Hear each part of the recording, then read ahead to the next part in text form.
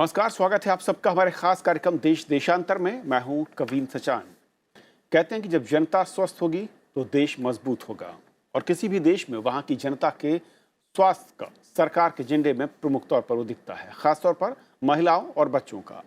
देश में स्वास्थ्य यूं तो राज्यों का विषय है, लेकिन केंद्रीय सरकार ने इसे मिशन के तौर पर लिया है और देश में पोषण सप्ताह मनाया जा रहा है, जिसका मकसद महिलाओं और बच्चों में पोषण का खास ख्याल रखते हुए उन्हें स्वस्थ बनाना है। दिल्ली में चल रहे पार्टनर फोरम सम्मेलन में प्रधानमंत्री नरेंद्र मोदी ने बताया कि सरकार का पूरा जोर महिलाओं और बच्चों के स्वास्थ्य को बेहतर बनाने पर है। प्रधानमंत्री ने बताया कि भारत साल 2025 तक सार्वजनिक स्वास्थ्य क्षेत्र में अपने खर्च को बढ़ाकर जीडीपी का 2.5% करने को लेकर प्रतिबद्ध है। तो समझेंगे कि असल में जब स्वास्थ्य को लेकर हम बात करते हैं, खासतौर पर महिलाओं और बच्चों को लेकर, तो हमने कितनी तरक्की की है, किस तरीके की स्कीम्स हमने लागू की हैं, राज्यों में उनकी दशा कैसी है और आगे की दिशा क्या होनी चाहिए, और उसकी सबसे बड़ी चुनौतियां क्या हैं जिससे निपटने के लिए सरकार कदम उठा रही है। हमारे साथ 4 बेहद खास मेहमान इस वक्त हैं। हमारे साथ इस वक्त अदिति टंडन है, स्पेशल कॉरेस्पॉन्डेंट हैं द ट्रिब्यून में। अति आपका बहुत बहुत स्वागत है। सुनील मेहरा जी हैं, एग्जीक्यूटिव डायरेक्टर हैं Mamta health institute of mother and child से। सुनील जी स्वागत है। और डॉक्टर संजय राय हैं, प्रोफेसर हैं कम्युनिटी मेडिसिन एम्स में। आपका स्वागत है। और कुछ ही देर में डॉक्टर वी.के. पॉल भी जुड़ेंगे, जो मेंबर नीति आयोग हैं। शुरुआत मैं करना चाहूँगा अदिति, क्योंकि महिलाओं और बच्चों की बात आती है, और हालांकि जिस तरीके की स्कीम्स हमने देखा है, लेकिन इस वक्त जो आंकड़े हैं और किस तरीके से हमने पिछले 3 से 4 दशक में इस दिशा में काम किया है, और उसका नतीजा इस वक्त कैसे दिख रहा है? देखिए कविंद्र, इसमें कोई दो राय नहीं है कि भारत ने बहुत प्रोग्रेस किया है इस फ्रंट में। हमें ये ध्यान रखना होगा कि हमारी पॉपुलेशन बहुत ज़्यादा है।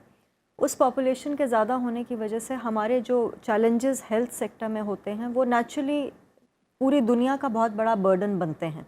ना सिर्फ मैटरनल हेल्थ को लेके, जब आप नियोनेटल और इन्फेंट मोर्टालिटी की भी बात करते हैं तो भारत का जो शेयर है ग्लोबल मोर्टालिटी में बच्चों में भी, वो सबसे ज़्यादा है।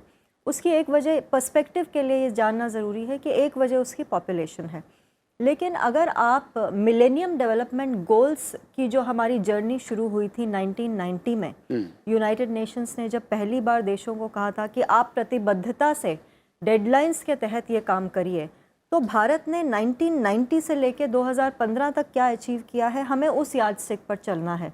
जहाँ तक मैटरनल मोर्टालिटी का सवाल है कविंद्र, बहुत ज़्यादा सक्सेस प्राप्त की है भारत ने।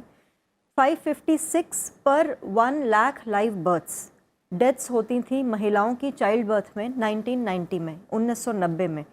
आज की डेट में वो फिगर घट के 556 से 130 आ चुका है।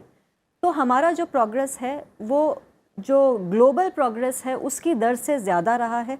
77% डिक्लाइन रहा है बिटवीन 1990 टू 2015, जहां ग्लोबल डिक्लाइन रेट रहा है 40%। तो हमें इस चीज़ से खुश होना चाहिए। बट जैसे कि हम अंग्रेजी में कहते हैं, we cannot rest on our past achievements. ये एक ऐसा सेक्टर है कविंद्र जहां हमारे पास आराम की फुर्सत नहीं है। तो हमें ये देखते हुए चलना होगा कि हमारी स्कीम्स और भी बेहतर हों। जो अभी भी ये 130 महिलाएं प्रति 1 लाख बच्चों के पैदा होने पर मृत्यु को प्राप्त हो रही हैं, ये भी नहीं होना चाहिए। ये भी क्यों हो, हमें अपने नेबर्स से भी सीखना चाहिए। बांग्लादेश ने और श्रीलंका ने इसमें बहुत अच्छा काम किया है।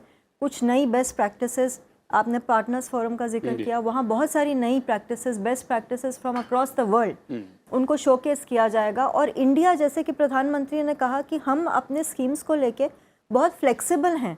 हमने पूरे तमाम विश्व से अच्छे अच्छे प्रैक्टिसेस को अपनाया है, और हमने, हमारा फेडरल स्ट्रक्चर है, आप जानते हैं कविंद्र कि हेल्थ स्टेट सब्जेक्ट है। सरकार चाह के भी कुछ हद तक ही गोल्स को अचीव कर पाती है, क्योंकि दारोमदार तो अल्टीमेटली स्टेट गवर्नमेंट्स पर है। तो हमारी जो स्कीम्स हैं वो डिलीवर कर रही हैं, लेकिन और भी आउटकम ओरिएंटेड कैसे हों उस पर ध्यान देना चाहिए। और जो हमारा नेशनल हेल्थ मिशन है, जिसके तहत रिप्रोडक्टिव और चाइल्ड हेल्थ का सबसे बड़ा कंपोनेंट आता है, उसको स्ट्रेंथन करने की जरूरत है, और उसमें लगातार काम हो रहा है, जिसमें मुझे लगता है कि किस तरीके से अलग अलग स्कीम्स ने काम किया है। जी सुनील मेहरा जी, आपके नज़र से किस तरीके से, जो कि अदिति ने कहा होता है कि 1990 से अगर 2018 में अगर हम बात कर रहे हैं, किस तरीके से हमने इसमें ग्रोथ की है, लेकिन हमें उस आंकड़े को और नीचे लाना होगा। इंटरनेशनल एड पार से हम बहुत आगे चल रहे हैं, जो कि उनके टारगेट्स थे, लेकिन फिर भी क्या बड़ी चीज़ें हैं जो कि आपको लगता है कि छूट गई हैं, जहाँ पर ज़्यादा मेहनत या ज़्यादा फोकस करने की ज़रूरत है? दो बात, एक तो इन्होंने बड़े अच्छे से आपको डिस्क्राइब किया सबको कि कहाँ हम 1990 में थे और कहाँ आज हम 2017-18 में हैं। कहीं ना कहीं पे 2005-6 में जब नेशनल रूरल हेल्थ मिशन का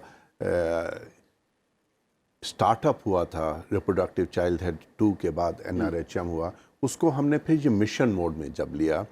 ये मिशन मोड में सबसे बड़ा बात जो कि निकल के आई थी कि other than strengthening health systems we need to strengthen the community processes, कि हम कम्युनिटी तक कैसे पहुँचें और उस लास्ट माइल तक कैसे पहुँचें, कि जिसको आजकल हम लोग कहते हैं first mile rather than calling them last mile, कि उनको अगर हम फर्स्ट माइल कह के बुलाएं, और फर्स्ट माइल का मतलब कि जो लोग जिनके तक हमने पहुंचना है वहां तक हम पहुंच नहीं पा रहे थे, आशा के माध्यम से हम वहां तक पहुंच पाए। So ASHA has been a practice that has been stated globally, बहुत जगहों पे जो आशा का जो रोल है उसको बहुत बार उसको बताया गया।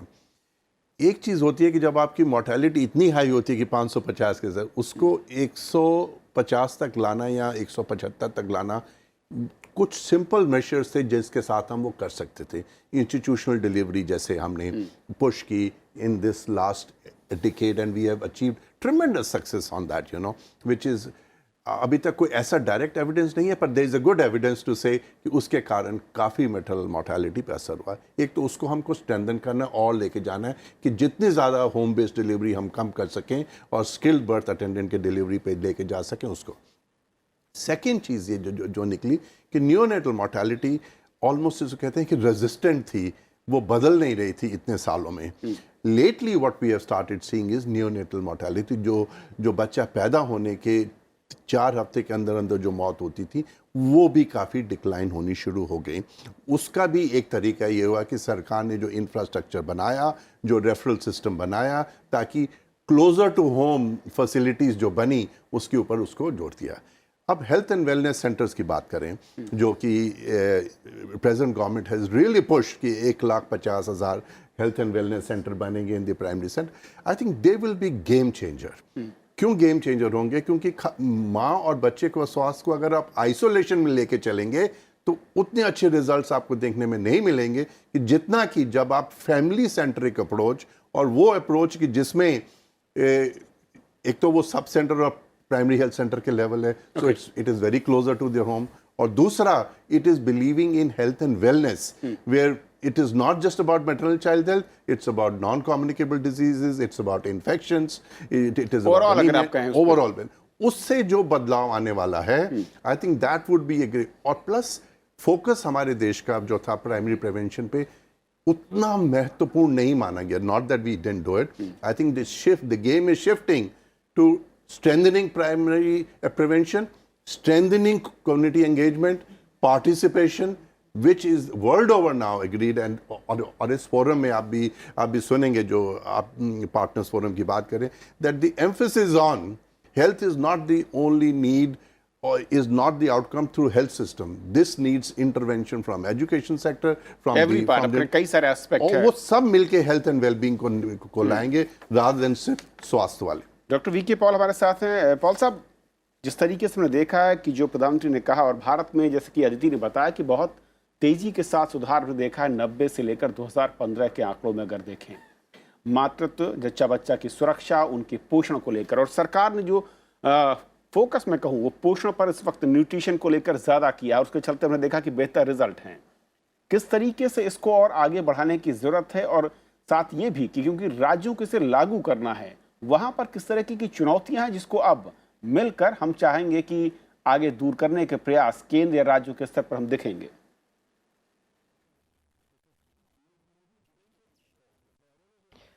बहुत अच्छी तरह से समझाया जा रहा था कि हमने कितनी तरक्की करी है, और भारत की लीडरशिप और नेतृत्व जो रहा है उसको प्रधानमंत्री जी ने भी आज हाईलाइट किया, और बाकी वक्ताओं ने भी उसको अप्रिशिएट किया, और अभी बहुत अच्छी तरह से समझाया जा रहा था। आगे की जो चुनौतियां हैं maternal newborn child health and women's health में, हम एंड एडोलेसेंट हेल्थ में कहें, तो मैं देखता हूं कि 4 प्रायोरिटीज़ हमारे देश की भी हैं, और शायद उसको मैं कहूँगा कि ग्लोबल प्रायोरिटीज़ भी हैं।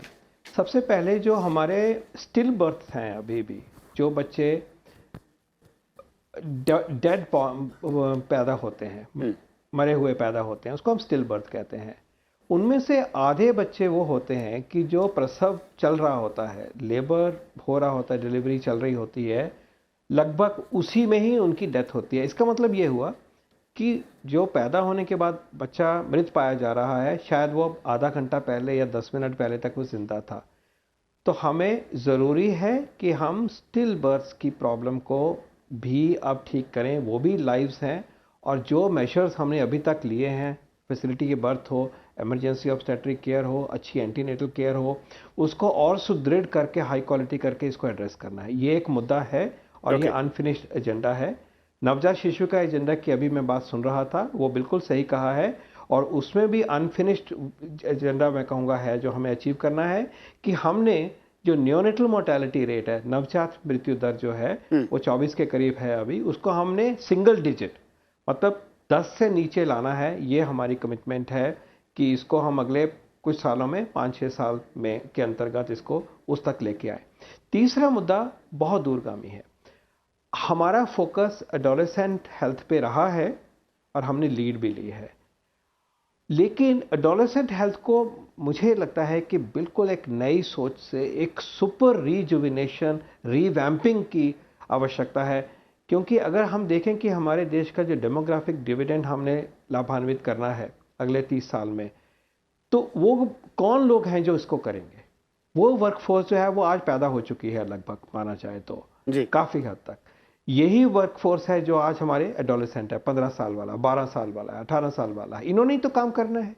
तो अगर ये वर्कफोर्स हमारी और ये देश के सिटीजन हेल्दी नहीं है, मान लीजिए ओवरवेट है, हार्ट डिजीज है उनको, कुरीतियाँ हैं उनको, आदतें खराब हैं उनकी, मोटापा है, माइंड पूरा नहीं उनका डेवलप्ड है, जूझते नहीं हैं चीज़ों से, वेलनेस नहीं है, स्पिरिचुअली ठीक नहीं है, मेंटली ठीक नहीं है, फिर तो कैसे हम अपना डेमोग्राफिक डिविडेंड लेके आएंगे? तो मैं कहूँगा कि जो एडोलेसेंट फेज में हमने नेक्स्ट अपनी जनरेशन को तैयार करने के लिए उनको हमने पूरी नज़र रखनी चाहिए। अब उसमें क्या इश्यूज आते हैं? देखिए, पहले बहुत सारे बच्चे अनीमिक हैं, कम से कम 20% जो है, और विमेन जो हैं, लेडी एडोलेसेंट्स हैं, फीमेल एडोलेसेंट, उनमें और भी ज़्यादा है। तो अनीमिया को ठीक करें, खाना जहाँ कमी है उसको पूरा करें, लेकिन ओवरवेट भी नहीं होना चाहिए। ओवरवेट होंगे तो डायबिटीज़ बढ़ेगी, ये एक मुद्दा आता है।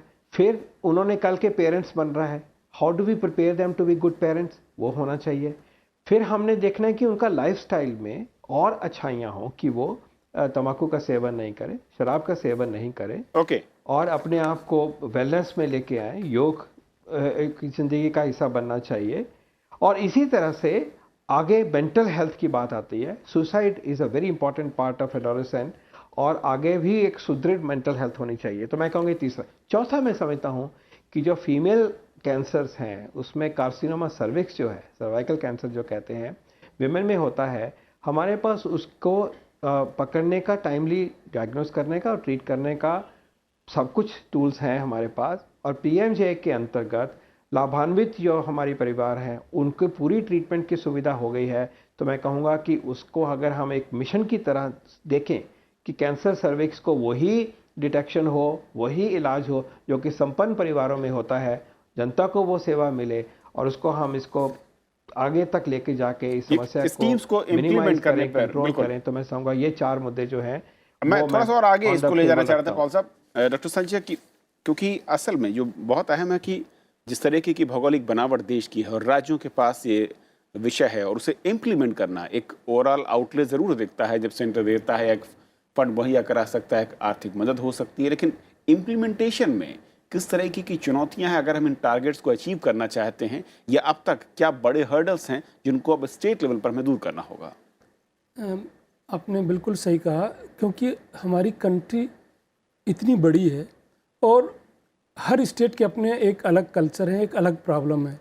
जैसा मैटरनल मॉर्टेलिटी की हम लोग बात कर रहे थे, एग्जांपल के लिए, उदाहरण के तौर पे पूरी कंट्री का तो 130 के आसपास है हमारा मैटरनल मॉर्टेलिटी रेशियो जो है, 130 मैटरनल डेथ पर 1 लाख लाइव बर्थ। लेकिन देयर आर 8 स्टेट्स जिनकी जो है 130 से ऊपर है, लाइक आसाम जिनका 200 से ऊपर है, यूपी, बिहार, झारखंड, उत्तरांचल, इन स्टेट्स के जो हैं एंड आसाम हमारे जो नेशनल एवरेज है 130 के ऊपर है, तो सबके अलग अलग प्रॉब्लम हैं इनके जो है। एक किसी वन टेलर मेड इससे सॉल्यूशन से हम नहीं गया, ऑल्दो हमारे जो है कई प्रोग्राम्स चल रहे हैं, जैसे मैटरनल हेल्थ से अगर तो RCH ये RCH 2 है। हमें इसका कारण देखना पड़ेगा कि किस स्टेट में क्या कोई विशेष कारण से ज़्यादा मृत्यु हो रही है। जैसे एग्जाम्पल के तौर पे मैं माताओं की अगर बात करूं, मैटरनल डेथ की जो हो रही है, सो मुख्य कारण क्या है इसके मुख्य कारण जो है, जो सबसे बड़ा कारण है PPH, प्रसव के बाद डेथ होना हेमरेज से, और इसको हम अगर प्रिवेंट नहीं कर पाते हैं, majority of this deaths are preventable, इनको हम इजीली प्रिवेंट कर सकते हैं। हमारे पड़ोसी देश को आप अगर देखें, सो उनका जो है सिंगल डिजिट या 2 डिजिट में ऑलमोस्ट हमारा जो है उनसे 8 to 10 टाइम्स ज़्यादा है। इवन भूटान का हमसे कम है, जिसको हम सारी हेल्थ सर्विसेज प्रोवाइड करते हैं। क्या ये कि स्टेट लेवल पर इसे लागू करने के साथ साथ एक कॉमन हमें कोई एक एजेंसी बनानी पड़ेगी जो कि निगरानी, अगर कहीं पर कमियां या खामियां हैं लागू करने को लेकर, वो मॉनिटर करे और रेक्टिफाई करे, इस फार्मूले पर बढ़ना होगा? ऑलमोस्ट हमारे अब सारे प्रोग्राम में इनबिल्ट ये कंपोनेंट है, उसका मॉनिटरिंग एंड सुपरविजन जो है, और सपोर्टिव सुपरविजन प्रोवाइड करने का जो है। तो मैटरनल चाइल्ड हेल्थ जो RCH प्रोग्राम है, उसमें एक जो मेन कारण पे हम बात कर रहे थे, जैसे कई है anaemia, almost more than 50% women जो है रिप्रोडक्टिव एज ग्रुप में एनीमिक है। उनमें जैसे ये प्रसव के बाद मृत्यु दर होने के चांसेस और बढ़ जाते हैं अगर थोड़ा भी हेमरेज हुआ तो। उसका बाद इन्फेक्शन, सो ये प्रिवेंटेबल काज है, और इनको जो है हमें क्वालिटी ऑफ सर्विस, जैसे ये सब जो है कैसे हम दूर कर सकते हैं अगर बचानी है हमें। तो क्यों वहाँ पे अगर बाकी स्टेट से आप कंपेयर करें कि वहाँ पे क्यों ज़्यादा है और केरला में क्यों इतनी कम है, जैसे आसाम में अराउंड 200 है और केरला में क्यों अराउंड 15 के आसपास है ये मैटर मॉर्टिलिटी। सो क्योंकि during pregnancy, at time of birth and after birth, अगर हम स्किल केयर प्रोवाइड कर दें, quality skill care, so definitely हम मेजॉरिटी ऑफ लाइफ को ये कर सकते हैं। मैं बहुत संक्षेप में चाहूँगा सुनील मेहरा साहब, जब दुनिया के दूसरे देशों में और जो PM कह भी रहे हैं कि इसको लेकर बॉर्डर खुलने चाहिए, टेक्नोलॉजी या वहाँ पे नए अगर इंस्ट्रूमेंट हैं, कोई नई प्रोसेस है, उसको भी अडॉप्ट करने से हम चूकेंगे नहीं, उससे हम गुरेज नहीं करेंगे। क्या आपको लगता है इम्प्लीमेंटेशन पर ही अब बेस्ट जो है हमें फोकस करने की ज़रूरत है, जो कि डिफरेंस दिखता है अलग अलग राज्यों में अलग अलग? आपने बहुत सही मुद्दा पकड़ा है। चैलेंज है इम्प्लीमेंटेशन का। हमको पता है क्या करना है, हमें मालूम है कि कौन सी ऐसी नीतियां हैं कि जिसके साथ इसकी रिडक्शन हो सकती है।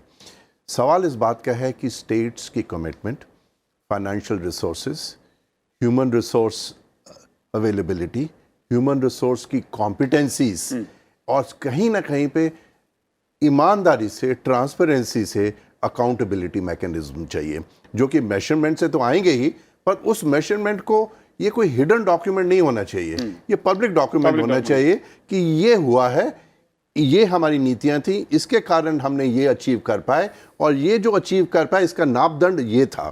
ताकि अगली जो प्लानिंग हो, कम से कम वो गलतियां हम दोबारा ना करें, कॉम्पिटेंसीज को एनहांस करें, और एनहांस करने के साथ साथ उसकी regular monitoring and measurement. I think mentoring जो है, जो सर ने बात की, that has become a critical element of supporting this systems for its capacity to deliver. Doctor Paul साहब, वक्त कम है लेकिन बहुत संक्षेप में सर, इम्प्लीमेंटेशन को लेकर हमने देखा क्योंकि राज्यों में अलग अलग आंकड़े आते हैं, कई जगह बहुत अच्छे रिजल्ट हैं, कई जगह कमजोर हैं, इसको कैसे दूर करेंगे? देखो, इसमें हिस्टोरिक रीजंस भी हैं, कहीं कि हमारी हर स्टेट और हमारे हर देश का हिस्सा एक ही तरह से हिस्टोरिकली डेवलप नहीं हुआ है। सोशल डेवलपमेंट की बात करें, इकोनॉमिक डेवलपमेंट की, इंफ्रास्ट्रक्चर की बात करें, HR की बात करें, तो we have to live with the fact कि हम एक ही स्पीड से सब नहीं कर पाते। लेकिन जहाँ पे कि हमें कम कंसेशन देना चाहिए, वो ये बात है कि जो हमारे गवर्नेंस है, हेल्थ सिस्टम को रन करने की जो ताकत है, कमिटमेंट है, प्रोसेसेस हैं और मेहनत है, उसके बारे में ये कहूँगा कि उस चुनौती को सारी हमारे जो राज्य हैं उसको मीट करें, उस लेवल की प्रायोरिटी दिखाएं, वहाँ की पॉलिटिकल लीडरशिप अकाउंटेबल करे हर सारे सिस्टम को, क्योंकि बहुत सारा उसी सिस्टम के अंतर्गत जब हमारी गवर्नेंस बेटर हो जाती है, मॉनिटरिंग बेटर हो जाती है, पुश बेटर होता है, सिस्टम चार्ज होता है, एनर्जाइज होता है, हम ज़्यादा डिलीवर करते हैं, हम आगे तक जाते हैं, हमारी क्वालिटी बेटर होती है, हमारी एक्विटी बेटर हो जाती है, हम ज़्यादा पहुंचा पाते हैं जनता तक जहां जाना चाहिए। तो मैं ये अपील करूंगा कि जैसे देश में प्रधानमंत्री जी के द्वारा स्वास्थ्य को एक बहुत ही हाई प्रायोरिटी पे लेके गए हैं, उन्होंने रास्ता दिखाया है, इसी तरह से हम सब मिलके इसको पॉलिटिकली एक टॉप प्रायोरिटी बनाएं, हर स्टेट में बनाएं, और उसको जब हम उसको कार्यान्वित करें तो ऐसा एग्जीक्यूशन का सिस्टम बनाएं जो कि इंडिया करके दिखाए, वही तंत्र उसको अच्छा करके दिखाए। तो मैं कहूँगा कि शायद सबसे बड़ी ये भेंट होगी हमारे देश के लिए और जनता के लिए और हम सब के लिए। बिल्कुल, बहुत बहुत शुक्रिया। आप चारों मेहमानों का, वक्त की कमी है लेकिन फिलहाल इस चर्चा में हमें यहीं पर रुकना होगा, और आप लोगों का शुक्रिया इस अहम मुद्दे पर किस तरीके का रास्ता है, चुनौतियां क्या और कैसे इसे दूर कर सकते हैं। और बात आप दर्शकों की राय की, हमने कार्यक्रम दिखाया था संसद के शीतकालीन सत्र को लेकर। धर्मेंद्र कश्यप लिखते हैं कि सत्ता पक्ष और विपक्ष को मिलकर अधिक से अधिक जन कल्याणकारी विधेयकों को पारित कराना चाहिए और संसदीय बैठक की गरिमाओं का ख्याल दोनों पक्षों को रखना चाहिए, जिससे बहुमूल्य समय का सही उपयोग हो सके। तो आप दर्शक अपनी राय, सुझाव, आलोचना भेज सकते हैं। साथ ही हमारे कार्यक्रम आप YouTube पर देख सकते हैं। फिलहाल आज इतना ही। नमस्कार।